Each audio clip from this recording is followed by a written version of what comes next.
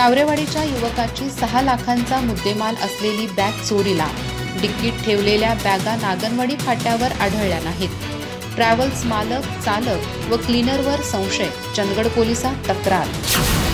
पुणे येथून नागनवाडी असा प्रवास करत असताना केसरकर ट्रॅव्हल्समधून 6 लाखांचा मुद्देमाल असलेल्या 2 बॅगा चोरीला गेल्याची तक्रार तावरेवाडी तालुका चंदगड येथील म्हातारू रामचंद्र कागनकर यांनी चंदगड पोलिसात दाखल केली आहे.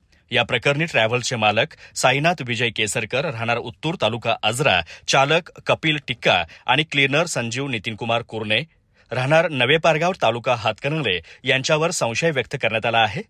3 जून रोजी झालेल्या या प्रवासात कागनकर यांच्या बॅगेत 50,000 रुपये रोख, 31 ग्रॅमचे सोन्याचे गंठण, 15.8 ग्रॅमचे दुसरे सोन्याचे गंठण, 6.53 ग्रॅमची कानातील रिंग आणि भेटवस्तू असा एकूण 5,99,900 रुपयांचा मुद्देमाल होता.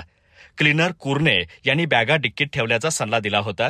मुद्देमाल असल्याचं स्पष्ट करूनही जबाबदारी आमची आहे असं सांगत बॅगा डिक्कीत ठेवण्यात आल्या. मात्र नागनवाडी फाट्यावर पोहोचल्यावर त्या बॅगा गायब असल्याचं लक्षात आलं. त्यानंतर कागनकर यांनी ट्रॅव्हल्स मालक, चालक आणि क्लीनर यांच्याशी संपर्क साधून चौकशी केली, पण बॅगा मिळाल्या नाहीत.